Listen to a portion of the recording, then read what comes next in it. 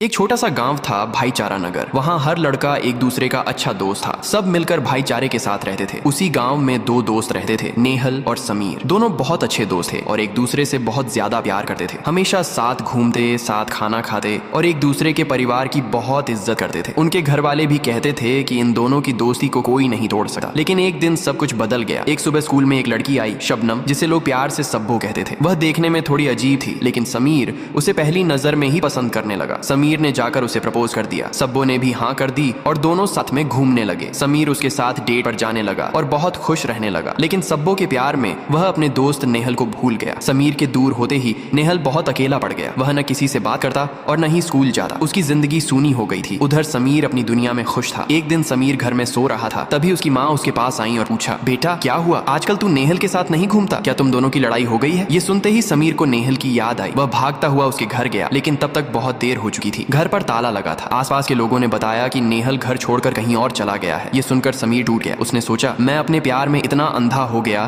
कि अपने सबसे अच्छे दोस्त को ही भूल गया। समय बीता गया और समीर और सब्बो की धूमधाम से शादी हो गई। सब खुश थे, सब्बो भी खुश थी। लेकिन समीर के दिल में एक खालीपन था। उसे अपने दोस्त का इंतजार था। वह सोचता था, मेरा दोस्त जरूर आएगा, लेकिन नेहल नहीं आया। उस रात समीर को नींद नहीं आई, लेकिन उसे नहीं पता था कि आगे और भी बुरा होने वाला है। धीरे धीरे सब्बो की असली सच्चाई सामने आने लगी। वह न कोई काम करती थी और न ही खाना बनाती थी। बस दिन भर टीवी के सामने बैठकर अपने पसंदीदा धारावाहिक देखती रहती थी। समीर की माँ इससे बहुत परेशान रहने लगी। हर रात जब समीर काम से लौटा तो उसकी माँ सब्बो की शिकायत करती। लेकिन समीर सब्बो के प्यार में इतना डूबा हुआ था कि वह अपनी माँ को ही डांट देता और चुपचाप सो जाता। ये सब बातें उसकी माँ के दिल को बहुत दुख पहुंचाती थी और सब्बो इस सबसे खुश रहती थी। एक दिन समीर की माँ ने सब्बो से कहा, बेटा जरा बाजार से कुछ सामान ले आओ। सब्बो ने गुस्से में कहा, आपको दिखाई नहीं दे रहा, मैं अभी काम में हूँ, आप खुद जाकर ले आइए। समीर की माँ चुपचाप बाजार चली गई। उन्होंने सब्जी खरीदी और घर लौटने लगी। उस दिन बहुत तेज गर्मी थी और धूप भी बहुत कड़ी थी। अचानक उनका सिर चकराया और वे सड़क पर बेहोश होकर गिर गईं। समीर अपने काम में व्यस्त था और सब्बो घर में टीवी देख रही थी। उसकी माँ सड़क पर पड़ी थी, लेकिन उनके आसपास कोई नहीं था। तभी वहाँ एक गाड़ी आई